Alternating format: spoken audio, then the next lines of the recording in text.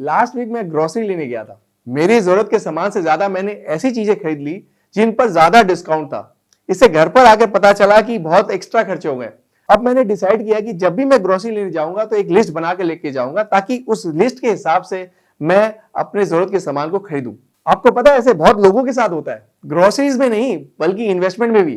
किसी ने कोई स्टॉक टिप दे दी या कोई म्यूचुअल फंड के बारे में बता दिया तो आप बिना सोचे समझे उसे खरीद लेते हैं। आपकी जरूरत के लिस्ट में वो इन्वेस्टमेंट फिट होता है या नहीं, ये तो आप चेक ही नहीं करते। तो सही इन्वेस्टमेंट कैसे करें जो आपकी जरूरत के अनुसार हो। हेलो नमस्कार, welcome to the brand new video. मैं हूं अमित राठी, आपका अपना सर्टिफाइड फाइनेंशियल प्लानर। और आज इस वीडियो में हम बात करेंगे कैसे आप एक सही पोर्टफोलियो बना सकते हैं अपने लिए।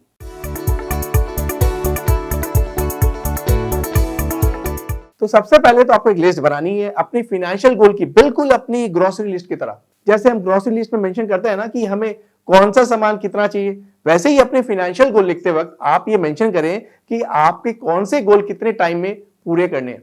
अब इसमें दो तरह के गोल्स होंगे, शॉर्ट टर्म जो आपके 1 से 3 साल में पूरा करना है, और लॉन्ग टर्म जिसे आपको 3 साल के बाद पूरा करना है। फॉर एग्जाम्पल, अगर आप अपने 20s में हैं तो हो सकता है कि आपको 5 साल बाद फॉरेन पढ़ने जाना हो, जिसका फंड करने के लिए आप इन्वेस्टमेंट करना चाहते हैं। या आप अपने 30s में हैं तो हो सकता है कि आपको अपना घर खरीदना हो, या आपका गोल कोई लोन चुकाना है। तो इस तरह पहले अपने फाइनेंशियल गोल और टाइम होराइजन को डिफाइन करें। अब बात करते हैं रिस्क प्रोफाइलिंग की। अब जाहिर सी बात है, अगर आप अपने 20s में होते हैं तो आपकी रिस्क टेकिंग कैपेसिटी सबसे ज्यादा है, क्योंकि इस एज में आपके पास पैसे कमाने के लिए ज्यादा टाइम है और नंबर ऑफ डिपेंडेंट्स भी नहीं है या कम है।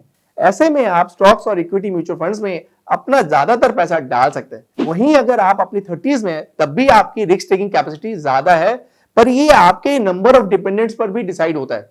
जबकि अगर आप 40 प्लस हैं तो यहां से आपकी रिस्क टेकिंग कैपेसिटी कम होती जा रही है और आपको सेफ इन्वेस्टमेंट जैसे एफडीज, बॉन्ड, डेब्ट म्यूचुअल फंड में ज्यादा निवेश करना चाहिए। अब आपका यह भी प्रश्न हो सकता है कि कितना इक्विटी में इन्वेस्टमेंट करें और कितना सेफ इन्वेस्टमेंट में।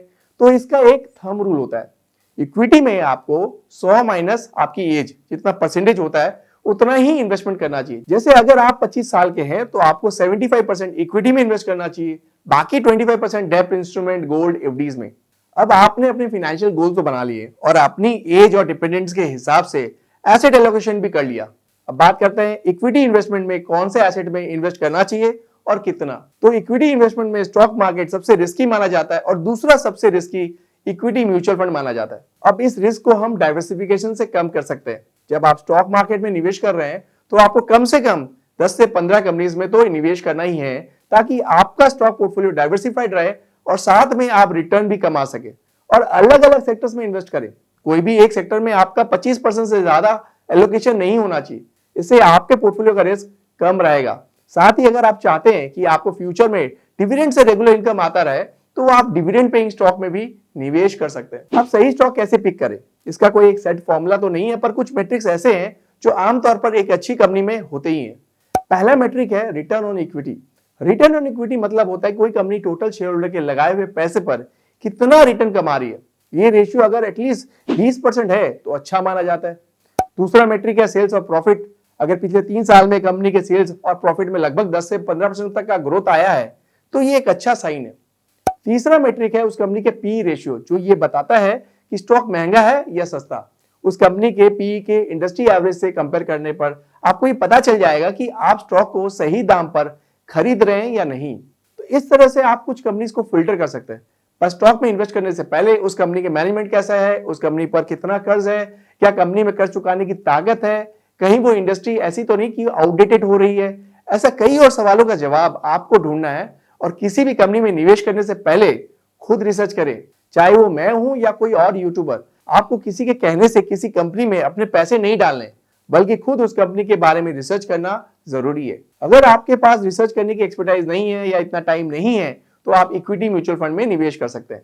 अगर आप इक्विटी म्यूचुअल फंड में निवेश के बारे में डिटेल में जानना चाहते हैं तो आई बटन पर क्लिक करके इस वीडियो को देख सकते हैं। अगर फिर भी आप इक्विटी म्यूचुअल फंड्स को लेकर कंफ्यूज है तो आप इंडेक्स फंड में निवेश कर सकते हैं। इंडेक्स फंड निफ्टी और सेंसेक्स को कॉपी करता है और लॉन्ग टर्म में निफ्टी और सेंसेक्स में ग्रोथ आती है। साथ ही इंडेक्स फंड्स के एक्सपेंस रेशियो भी कम होता है। ये तो बात हो गई इक्विटी इन्वेस्टमेंट के बारे में। पर डाइवर्सिफिकेशन सिर्फ स्टॉक में ही नहीं होना चाहिए, बल्कि आपका पूरा पोर्टफोलियो भी डाइवर्सिफाइड होना चाहिए, ताकि जब भी स्टॉक मार्केट गिरे तो आपके बाकी एसेट्स आपके रिटर्न को बैलेंस कर दे। डेप्ट में आप डेप्ट म्यूचुअल फंड में निवेश कर सकते हैं और गवर्नमेंट बॉन्ड्स में भी निवेश कर सकते हैं। इसमें लगभग 7 से 8% का रिटर्न तक तो मिल ही जाता है। तीसरा, आपको गोल्ड में निवेश करना है। आपके पोर्टफोलियो का 10 से 20% तक का आप गोल्ड में निवेश कर सकते हैं। गोल्ड के दाम इंटरनेशनली डिसाइड होते हैं और जब स्टॉक मार्केट गिरता है तो गोल्ड के दाम बढ़ जाते हैं, क्योंकि गोल्ड कैश के बाद दूसरा सबसे लिक्विड एसेट माना जाता है। पर आपको गोल्ड ज्वेलरी नहीं खरीदना, इसमें आपको मेकिंग चार्ज और जीएसटी देना पड़ेगा, जिसकी आपको फ्यूचर में कोई वैल्यू नहीं मिलती है। आपको सॉवरेन गोल्ड बॉन्ड में निवेश करना है, इसमें आपको 2.5% का एडिशनल इंटरेस्ट भी मिलेगा। अब ये तो बात हो गई निवेश की, जिससे आपके पैसे बढ़ेंगे, पर आपके पोर्टफोलियो में आने वाले किसी इमरजेंसी के लिए भी तैयार रहना चाहिए। इसलिए आपके पास एक इमरजेंसी फंड होना चाहिए जो आपके 3 से 6 महीने तक का खर्चा कवर कर सकता है, ताकि कल को अगर कोई फाइनेंशियल इमरजेंसी आती है तो एटलीस्ट आप अपने बेसिक लाइफस्टाइल मेंटेन कर पाएंगे। इस पैसे को आप अपने सेविंग्स अकाउंट में रख सकते हैं या इसकी एफडी भी करवा सकते हैं। तो अब आप समझ गए होंगे कि कैसे आप एक सही पोर्टफोलियो बना सकते हैं।